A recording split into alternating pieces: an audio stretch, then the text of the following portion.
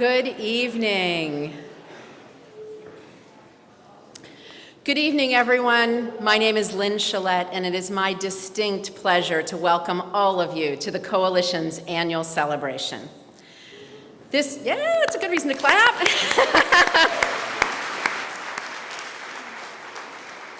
This is such a special evening for us, and it is an opportunity for the Coalition to extend our deepest gratitude to people and organizations across New Hampshire working on behalf of victims of domestic and sexual violence. It's also an opportunity for us to celebrate leaders who work side by side with survivors seeking justice, peace, and healing. We couldn't do this work without our dedicated community partners and the brave victims and survivors who guide our advocacy efforts. It is truly an honor to work alongside all of you in our mission to create safer and more just communities in New Hampshire. I'd like to take a moment to acknowledge the dedicated Crisis Center staff who are here with us tonight. New Hampshire's crisis centers provide around-the-clock support to victims of domestic violence, sexual assault, stalking, human trafficking, and child abuse. Crisis centers quite literally do life-saving work every day of the year. At the Coalition, we strive to make this work possible by finding resources to support these centers and by changing statewide systems, laws, and policies so that victims receive the respect, dignity, and opportunities that they so richly deserve. I also want to thank the many people and organizations who made tonight possible. You'll see the names of our generous sponsors on the screen and in the programs at your places. They, along with all of you, help to further our statewide prevention initiatives, advance public policy advocacy, and bolster our work to help survivors overcome financial abuse. Thank you to each and every one of you for your generosity. The energy in this room tonight is amazing. Here in New Hampshire, we are also fortunate to have leaders and elected officials who understand the importance of prioritizing victims' rights and upholding public safety. We are so appreciative to be joined tonight by the following individuals. John Canton, I saw John earlier, a 2016 inductee into our Hall of Fame. Senator Shannon Chandley, who also serves on the board of directors at the Coalition. Commissioner Deborah Douglas, thanks for joining us. I see Michael over there, Hillsborough County Attorney Michael Conlon, thank you so much for being here. Representative David Corson and longtime Coalition Executive Director Grace Mattern, we're so happy you're here. Many of you may have had a chance to say hello to Mayor Joyce Craig, who was here earlier but had to leave for another event. The Honorable Chuck Douglas is here with us this evening. Representative Betty Gary has joined us.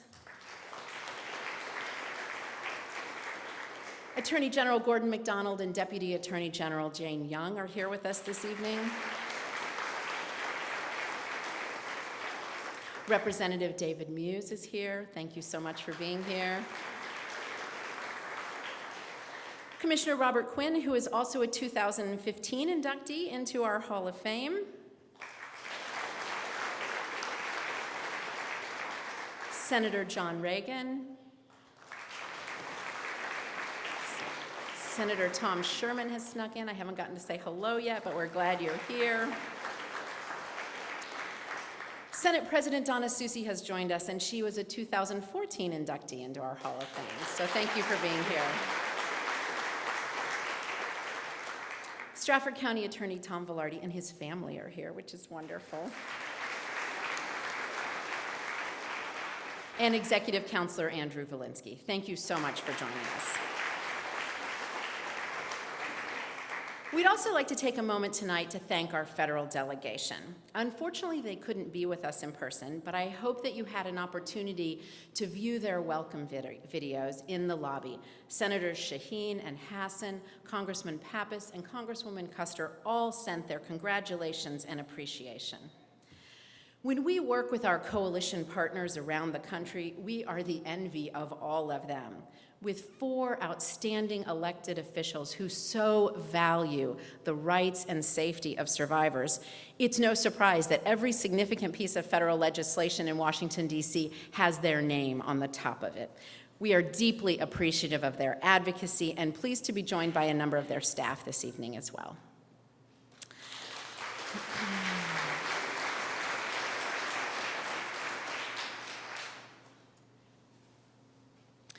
Joining together to advocate for safer communities is needed now more than ever. Every week, it seems like we're waking up to new headlines featuring child sexual abuse impacting our K-12 schools. These devastating crimes are truly preventable. This year, we have been inspired by countless students, parents, community groups, and survivors who have stood up in the face of alarming instances of abuse in classrooms and on campuses to demand a different response, a different culture, and the most basic of rights, the right of children to learn in an environment that is safe. They have shown us the power of grassroots organizing and reminded us that we all have a responsibility to uphold public safety and to speak up for the most vulnerable in our communities. So in this past year, I'd just like to share with you a couple of the things the Coalition has done before we move on to our honorees.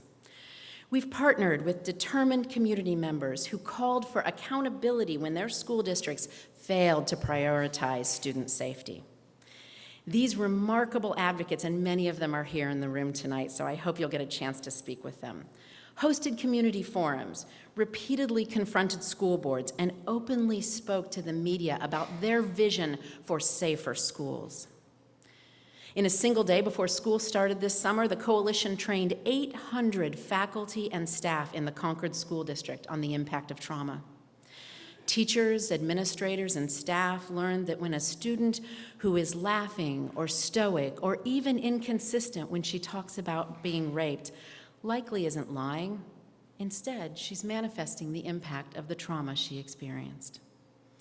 We've worked directly with school boards across the state, sharing best practices that will help them better respond to instances of sexual abuse and harassment. This year, the Coalition launched a statewide program to give volunteers the tools they need to be grassroots activists, training groups and individuals on everything from lobbying at the State House, super fun, one of my favorite things to do, to writing an effective letter to the editor.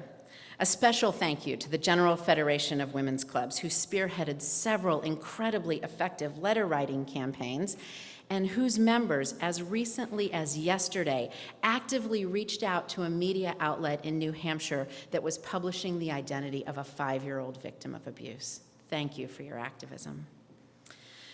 We worked alongside lawmakers this spring to strengthen protections for child victims of human trafficking to ensure that they are not being penalized for their own victimization. When a child who's being trafficked steals food to feed herself, our full attention should be on helping her be safe rather than punishing her for her victimization. And we organized community members to raise their voices in opposition to a national media outlet that planned to air a disturbing video about a convicted sex offender from New Hampshire. We were successful, all of us, and that interview never aired.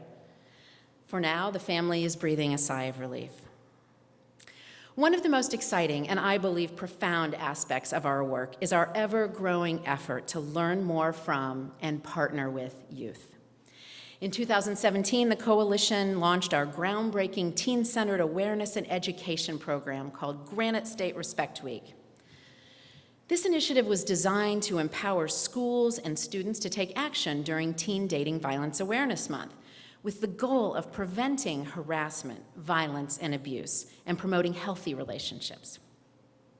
In its first year, 15 high schools participated in Respect Week, with approximately 9,200 students.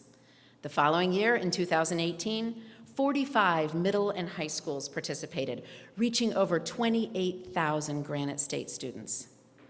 Then in 2019, we decided to work with schools to dive even deeper into tracking these issues. Beyond raising awareness or educating on the red flags of unhealthy behavior, our hope was to help schools take steps towards engaging their greater community in discussions around prevention and changing their culture. This year, 54 schools participated and over 35,000 students were engaged in meaningful discussions around effectively stopping violence before it starts.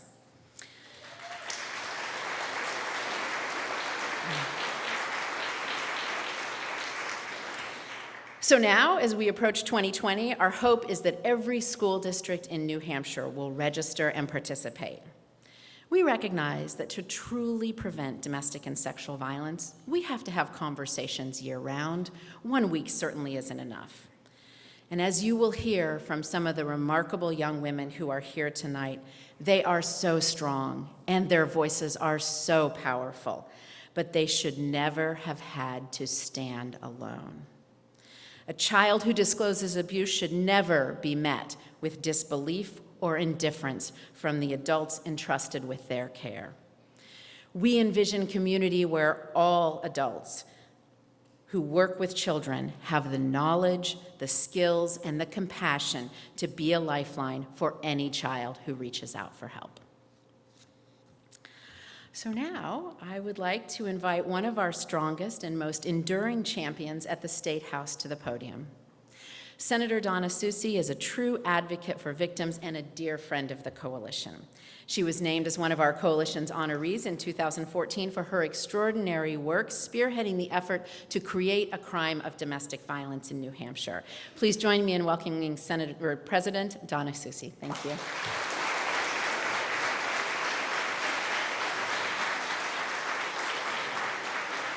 Thank you. Please. Thank you very much. Thank you, Lynn, and good evening and welcome to all of you. It's a pleasure to be here with all of you tonight to honor the incredible work on behalf of victims of violence so many people here in New Hampshire have done, especially this evening's honorees. Everyone here has shown a tireless commitment to ending the cycle of violence in New Hampshire, and we all know this is not easy work. But I hope you all know that you are all making a difference every day for victims and survivors of domestic and sexual violence. During my tenure at the State House, I've been proud to work extensively with the New Hampshire Coalition Against Domestic and Sexual Violence, from strengthening protections for victims of trafficking and sexual assault and advocating for constitutional rights for crime victims. I've been proud to stand with the coalition and with all of you to make New Hampshire a safer place and to make our communities more just. My biggest achievement, though, and my greatest collaboration with the coalition as a legislator was working with one of my personal heroes, Becky Rains. I was the prime sponsor of Joshua's Law, and that bill established the crime of domestic violence here in New Hampshire. It was extraordinary that it had taken us so long to get to that point, but we have finally realized it in 2014. But while we've made significant progress along the way for victims' rights in New Hampshire, there is still much more that we need to do. Unfortunately, New Hampshire law establishes arbitrary timelines for victims of sexual violence to report their cases and seek justice. We know it takes most survivors decades to come forward and fully recognize the devastating effects of sexual assault on their life. Yet, these laws don't really reflect the very harsh reality that we know to be true. I look forward to working with the coalition this year and in the coming session to ensure that all survivors have the ability to heal, to access justice, and to do it on their own time frame. All of this work and all that all of us need to do, I believe really shares three common threads. We're working to lift others up. We're working to amplify the voices of those who have been silenced. And we want to ensure that communities are safe and supportive places for everyone. I'm honored to be here with all of you tonight, but particularly with one young woman who had the courage to do exactly that, to use her voice to speak up for others, not just for herself, and to do what's right in the face of huge adversity. Thank you, Anna, for your advocacy, your bravery, and your tenacity. And may Anna's work be an example for all of us. I do want to congratulate all of this evening's honorees, all of whom displayed courage and standing up for what's right in the face of great adversity. The Granite State is a better place for all of you and for all of us because of your tireless advocacy and dedication. And once again, I look forward to continuing the work of the coalition to ensure that New Hampshire is a safe and just place for all of us. Thank you.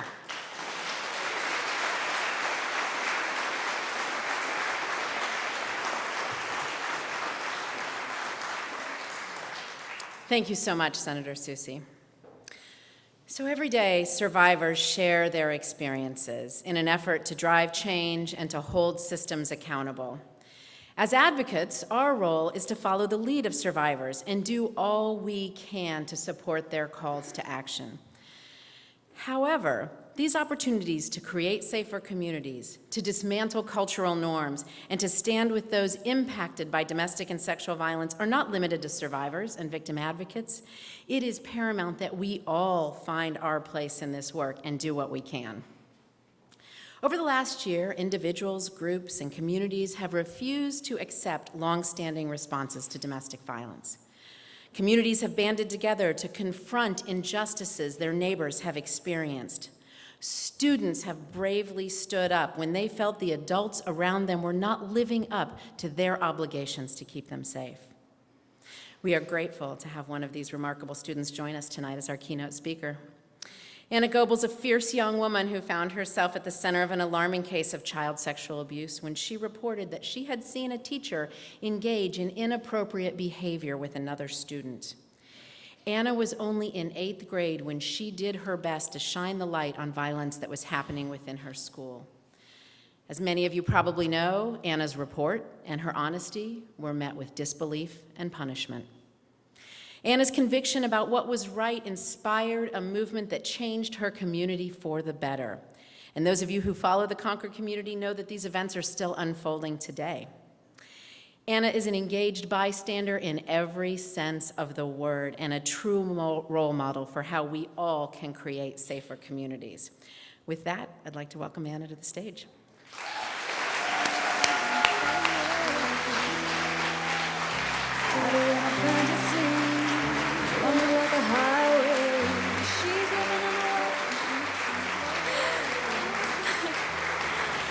Thank you. Thank you. Good evening, everyone. My name is Anna Goebel, and I'm a senior at Concord High School. I want to thank the New Hampshire Coalition Against Domestic and Sexual Violence for the incredible honor of getting to speak to all of you tonight. You may have expected tonight's keynote speaker to be a content expert or a leader in the field. You're probably asking yourself, why is this 17-year-old high school student delivering the keynote address? Well, I'm here because it's time that we have an honest and serious conversation about how domestic violence and sexual assault are impacting our schools, our communities, our children, our neighbors, and our friends. I'm here because survivors should not be the only ones speaking up and stepping out.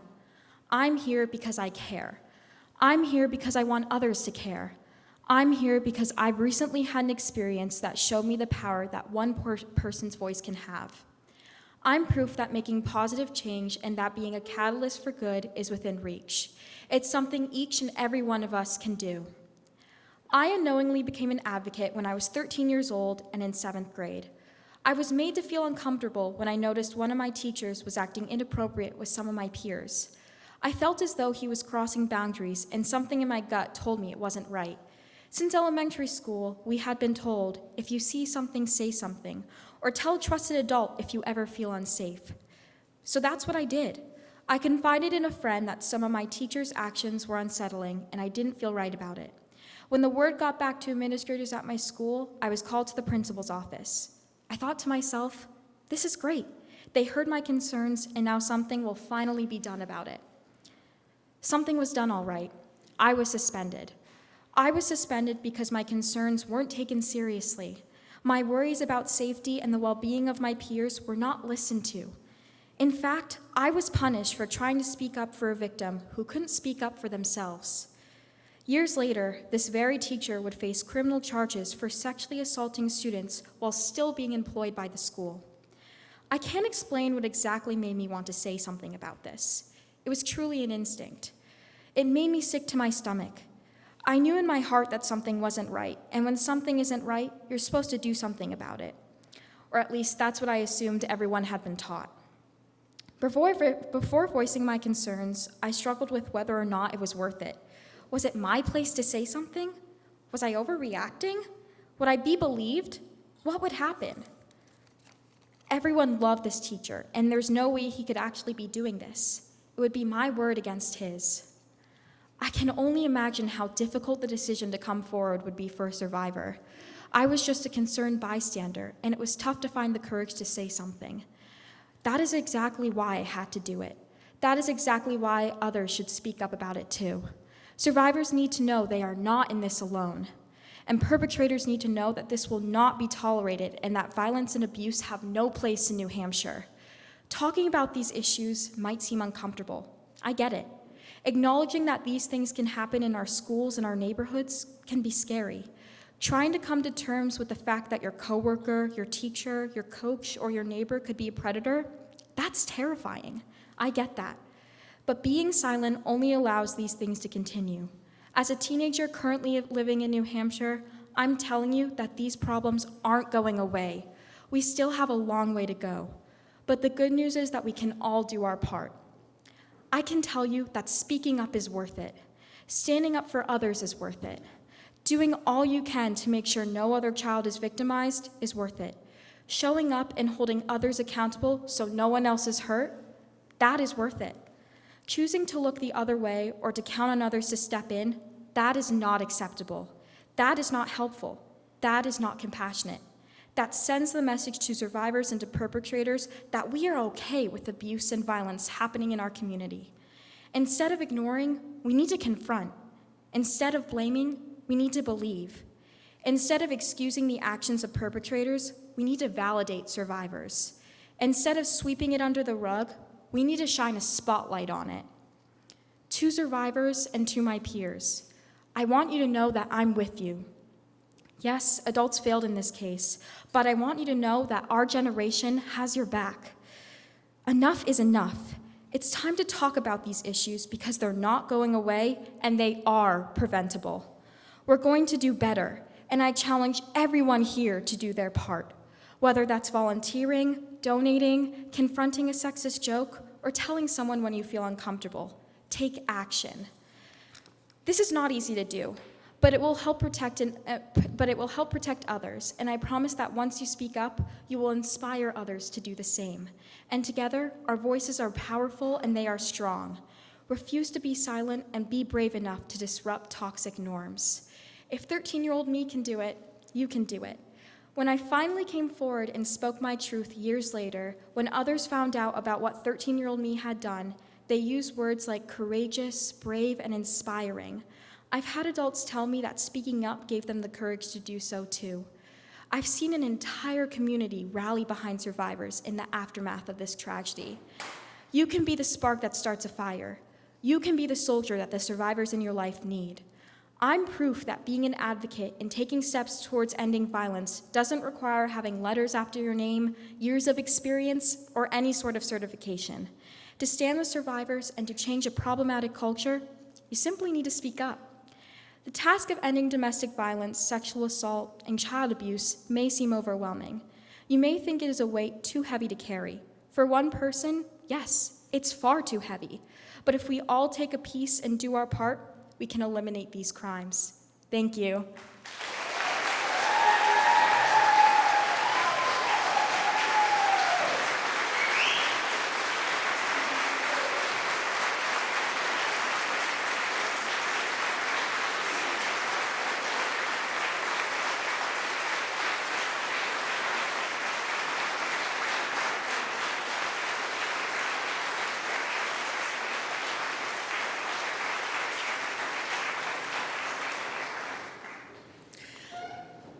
That is our future. That is what we have to look forward to. Thank you. Thank you, Anna. Thank you for what you've done. And most of all, thank you for your generosity in joining us tonight. We truly appreciate your presence. I see a lot of not very dry eyes. So, while this year has been significant in the number of high-profile school cases we've seen, unfortunately, this trend is not new. We are sadly familiar with institutions that have failed to respond appropriately to survivors and have instead prioritized their own reputations over the safety of students.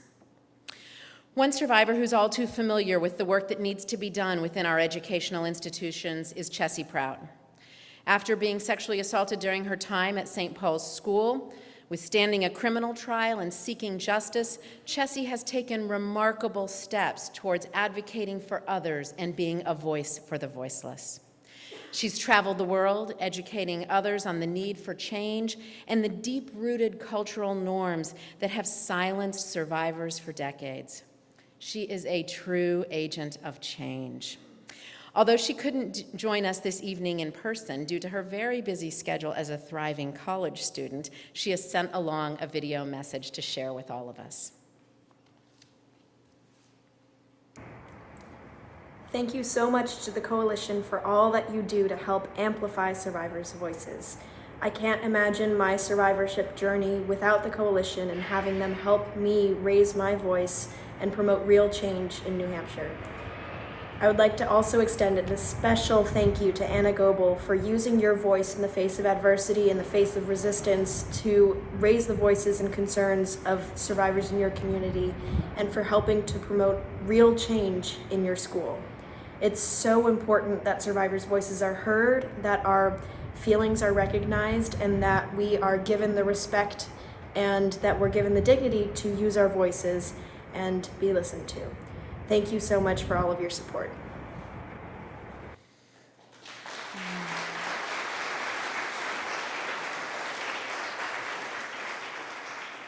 So we're going to move on to recognizing our honorees this evening. And for our first Hall of Fame award, I'd like to invite the members of the General Federation of Women's Clubs to come up around the podium. Come join us.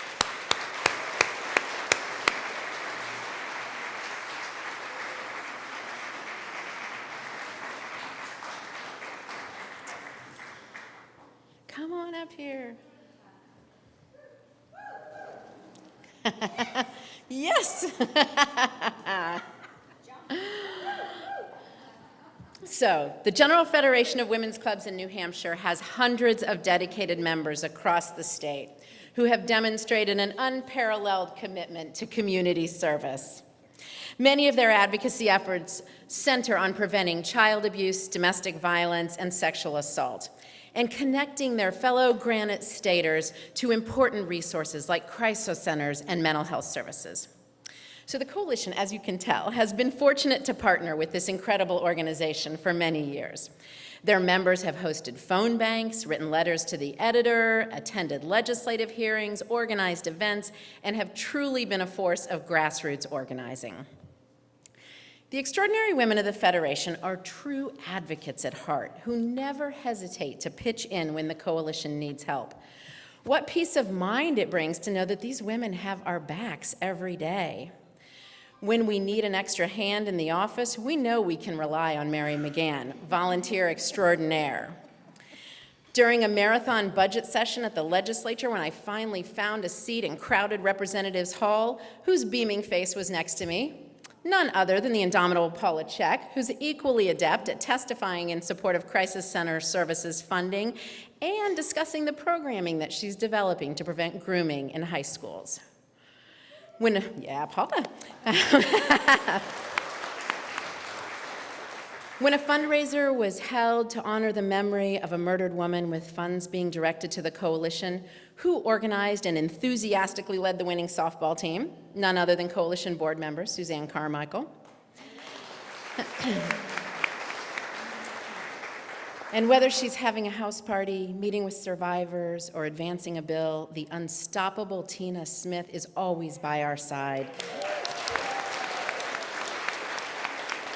speaking with passion, grace, and a compelling drive to keep other children safe. The New Hampshire Federation's signature program is domestic violence awareness and prevention, but they've not stopped there in their efforts to support and protect women and girls. On a national level, they've advocated for comprehensive policies to combat sexual assault on college campuses and to fund domestic violence prevention. They've also created this very cool Success for Survivors scholarship to help survivors afford higher education. We are inspired by their sense of community and stand in awe of your ability to drive change. It is my pleasure to introduce State President of GWFC, Ann Engelhardt, and the Chairperson of the GWFC New Hampshire Domestic Violence Project, Tina Smith.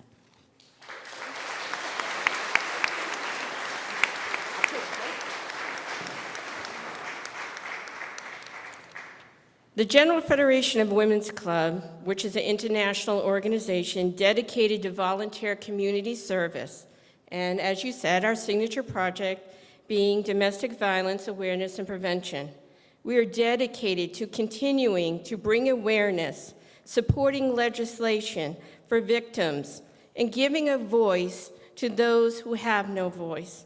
We are in the final stages of establishing a Go Forth with Confidence scholarship for a male or female survivor of domestic violence and abuse, going to college, technical institute, trade school, or completing a certificate program. We will not give up until there are no more victims. We are committed to making our world and your world a better place for all. On behalf of the 22 clubs and the 742 members in the state of New Hampshire, we are truly honored to receive this recognition tonight. Thank you.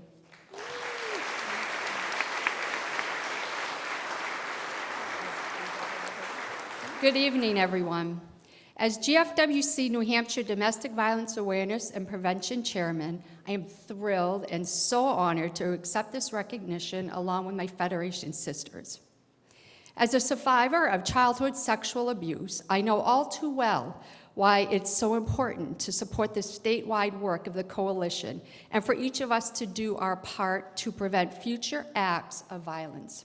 I've been volunteering for the Coalition for several years now and have had the privilege of working with my Federation sisters to support the Coalition's mission and do all we can to raise awareness about the reality of these crimes and the needs of survivors in our community.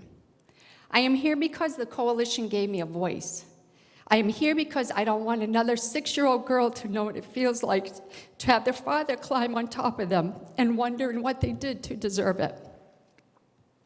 I am here because I want every survivor to know that this support is available. I am here because victims' rights must be taken more seriously by our education and criminal justice systems. I'm here because the Coalition showed me that that was possible. They have given me and so many others hope that we can end domestic and sexual violence.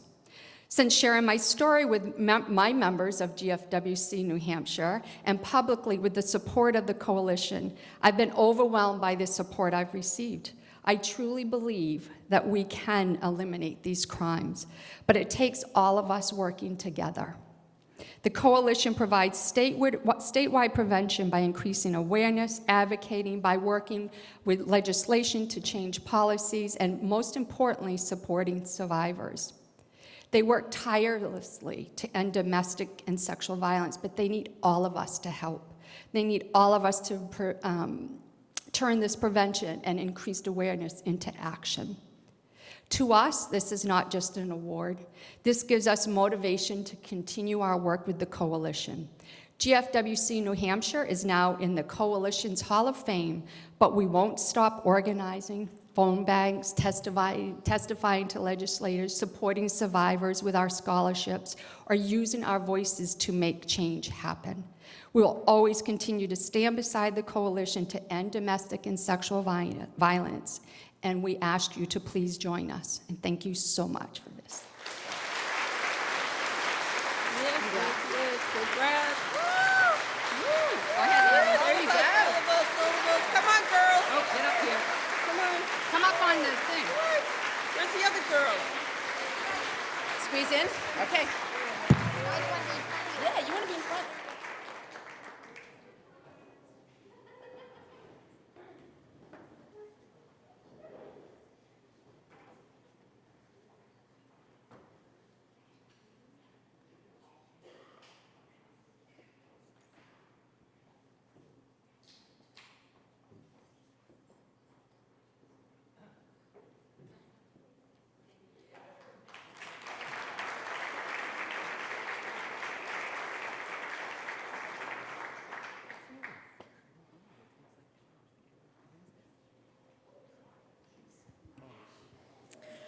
So to join me in presenting our next award, I'd like to welcome to the podium New Hampshire Attorney General Gordon MacDonald, a dedicated ally to the coalition and a leader in statewide efforts to strengthen the rights of crime victims.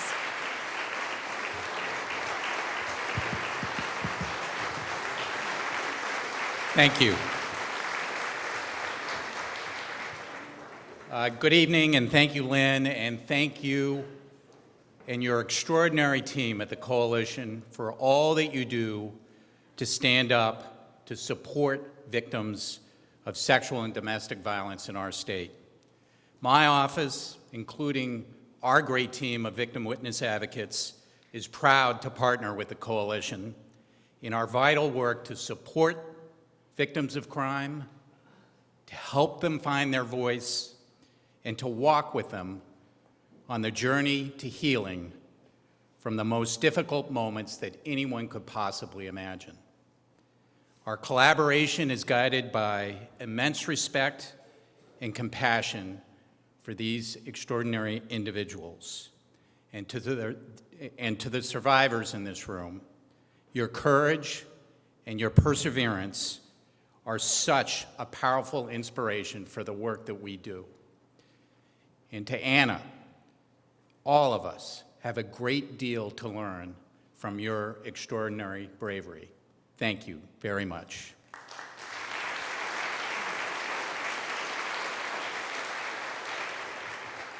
Speaking of exceptional partners, the next honoree is exactly that. Since I became Attorney General 2.5 years ago, it's been a great personal pleasure for me to have had the chance to work with Stratford County Attorney Tom Velarde. He is an exceptionally talented prosecutor and an extraordinarily effective voice for victims of crime. Among his many contributions is his commitment to the statewide Sexual Assault Nurse Examiner, or SANE program. This is a program that ensures that victims get the very best in medical care and that prosecutors get the very best in evidence. Tom regularly trains SANE nurses through in-person courtroom simulation training. His dedication and enthusiasm have helped build the skills of countless nurses for what many consider the most daunting challenge facing a SANE nurse, and that is testifying in court. He understands firsthand the stress that such testimony can present, and with good humor and knowledge, he puts nurses at ease in order to prepare them for this testimony. But he goes beyond the training and makes himself available, sometimes into the wee hours of the morning, to review the entirety of the case file with the SANE nurses. He frequently meets nurses at the hospitals to help them prepare and works around their schedules. He's got a very important job to do in addition to that. And he does all he can to encourage other prosecutors in the state to do the same. Simply, Tom's patient partnership and support have been invaluable to the great success of the SANE program in our state. Thank you very much, Tom.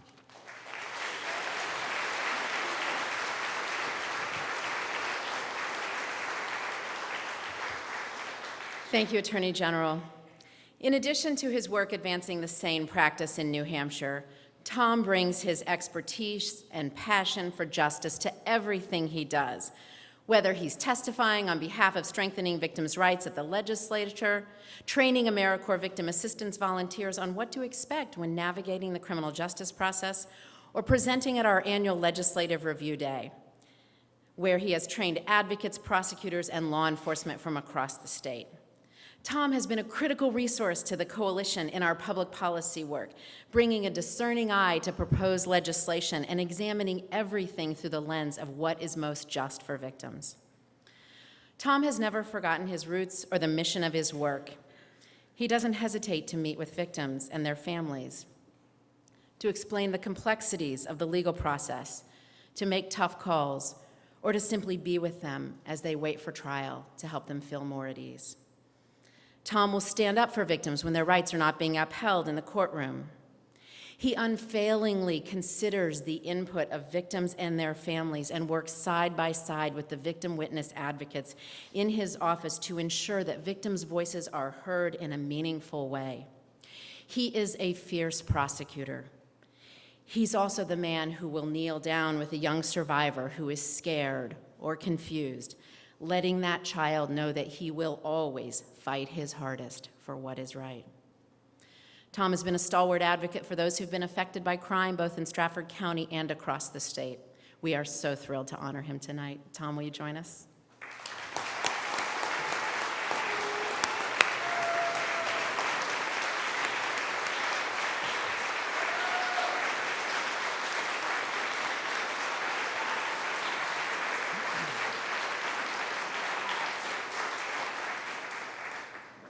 I hope you all understand how uncomfortable I am in this particular time of public speaking, even though I do it so often.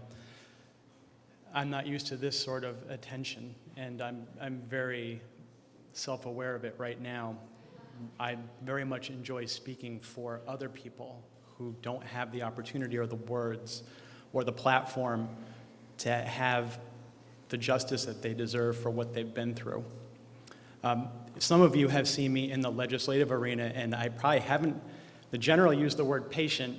I probably haven't seemed very patient. In fact, I consider myself to be an impatient person so often when it comes to trying to get equality for victims and survivors in the criminal justice system. I think about the last sex assault trial that I did. The victim was transgender. And all people told me about bringing that case in front of a jury was, you're not going to win that case. No one is going to like this case. The case went to trial. We beat already too high odds of an adult case going in front of a jury. We shouldn't be talking about that anymore. That makes me impatient.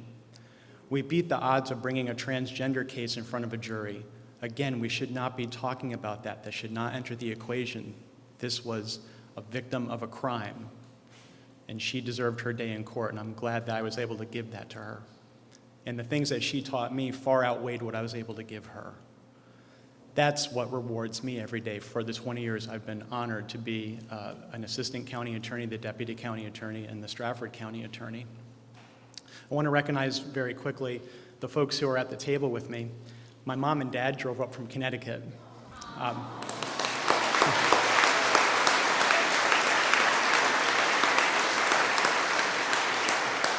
So celebrating their 50 years of marriage this past February.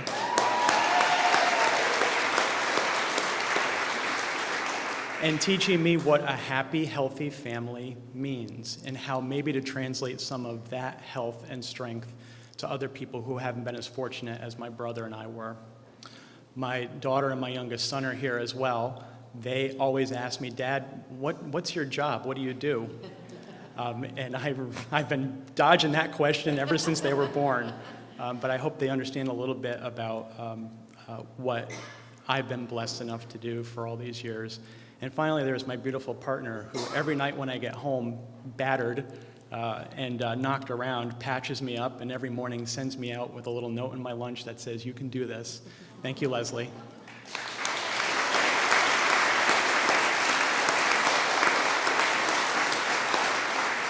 So in closing, thank you to all of you in this room who do all the things you do. I can tell you that walking into a hot legislative room to testify about victims' rights, it sure is nice to have Lynn, and it sure is nice when you have the Attorney General of the state of New Hampshire who understands so well what we're all talking about. How about that leadership? Thank you.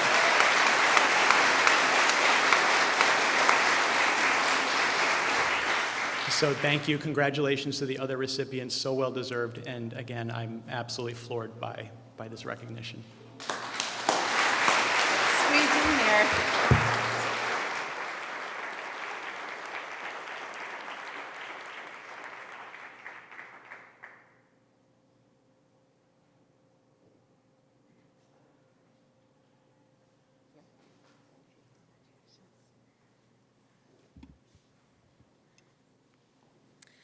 So our final speaker this evening is a true inspiration.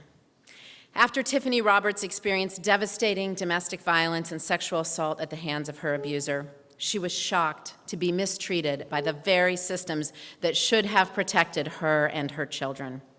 With incredible courage, Tiffany turned her fear and suffering into action and has since become a powerful voice for survivors. When she sees injustice, she is the first to step forward, to write a letter to the editor, to testify before legislators, or to sit with victims, to listen and to understand in a way that another survivor can. Tiffany's not only been an advocate for local change, she's brought attentions to issues like victims' rights and economic abuse on a statewide and national level. She refuses to let the voices of victims be silenced, and she is not afraid to speak truth to power. Thank you, Tiffany, for all that you do.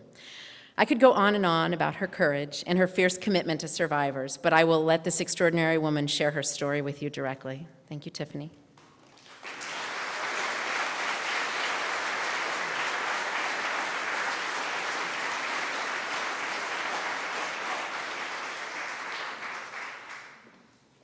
Thank you.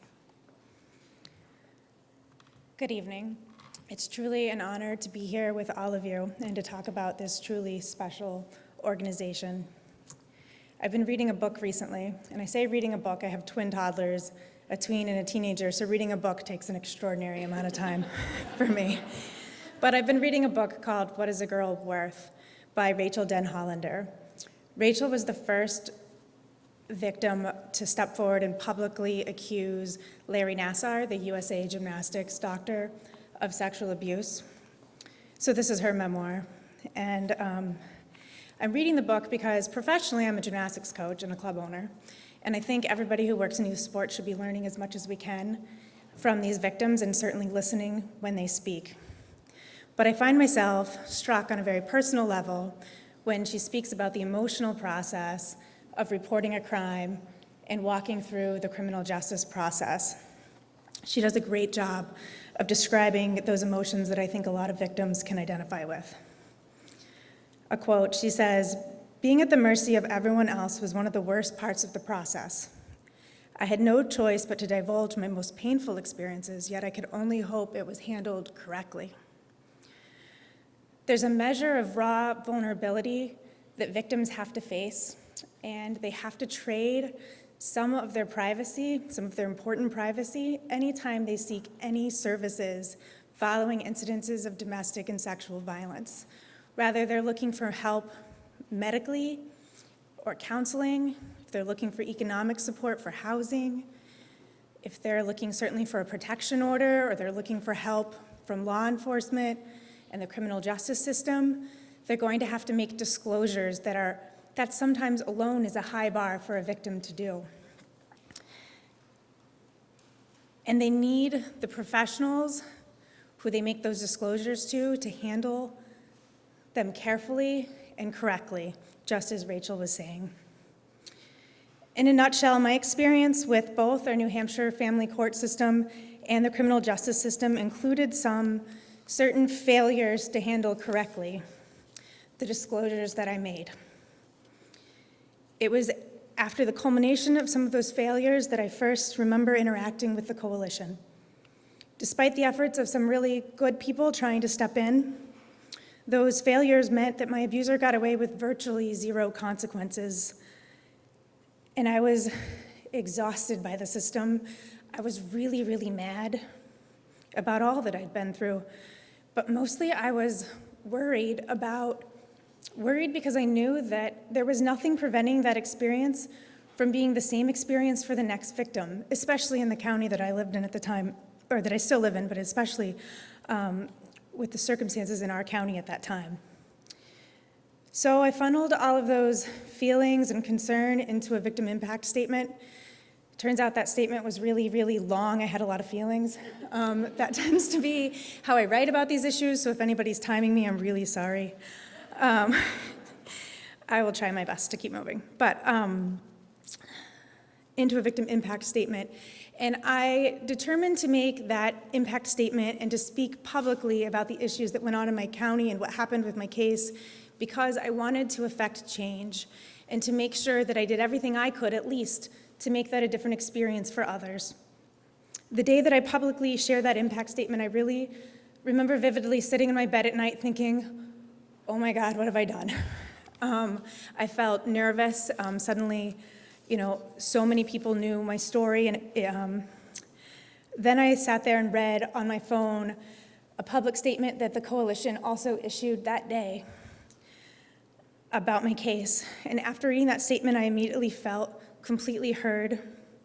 It was a time when I needed support the most, and they stood with me. I needed strength, and they were unwavering. They've also provided important guidance at times. I've experienced it personally, but I see it broadly in all of the work that this coalition does. I think the best word I would use to describe the coalition is that they are fierce in the work that they do. They're powerfully capable and reliable in their ability to support and empower victims. Advocacy and healing services are instrumental to survivors in achieving safety and security in their lives. But often of equal and often of more time-sensitive importance are tangible financial needs that victims need in order to obtain safe housing and to prevent homelessness. We know that virtually all survivors of domestic violence also experience financial abuse.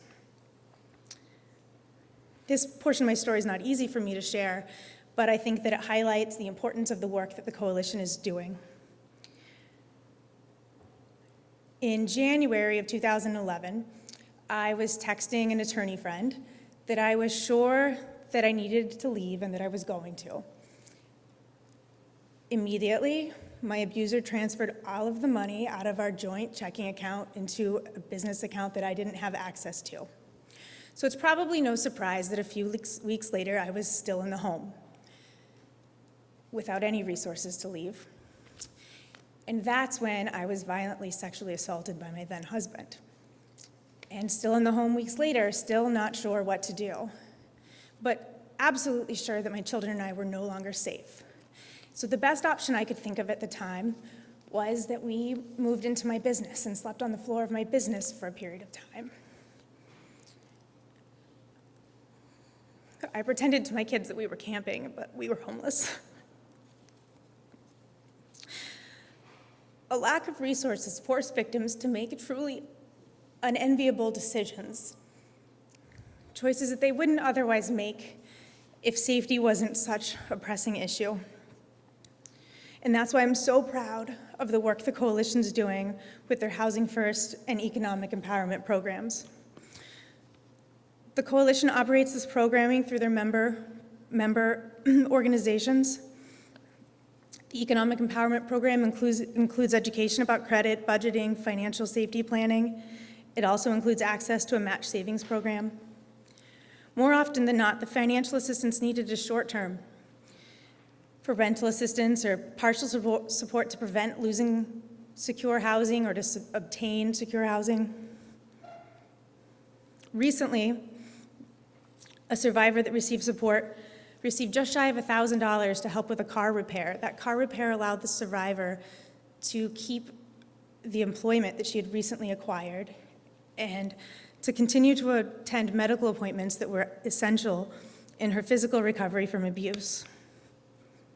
Financial assistance has proven to be a responsible and efficient way to not only meet survivors where they're at and support them, it's also responsible as a systems approach to homelessness and our state's affordable housing crisis. This particular organization means the world to me. Survivors throughout our state, reach out to access these services in the very vulnerable state that I spoke of early in my speech. 24 hours a day, 7 days a week, the coalition is there supporting them. In turn, tonight I'm asking you to support this great organization. I hope that you'll give generously to help survivors leave abusive relationships and regain their strength. There'll be board members walking by with baskets to collect donations.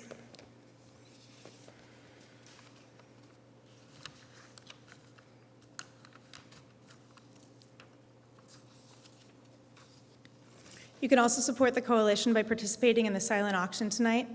where you'll find two purple purses from the Allstate Foundation, a longtime partner of the coalition.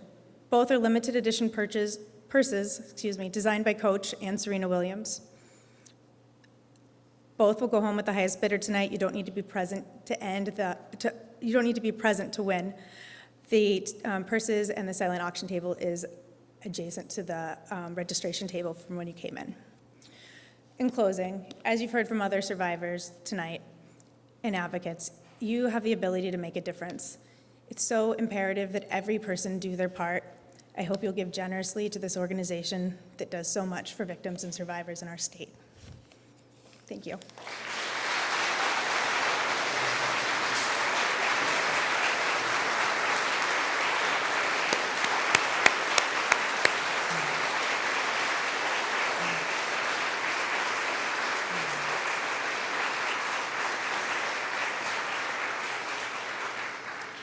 Thank you so much, Tiffany. As you all can probably tell, that's not the first time or the second time or the third time Tiffany has loaned her voice and her experience to our efforts to end sexual and domestic violence, so thank you.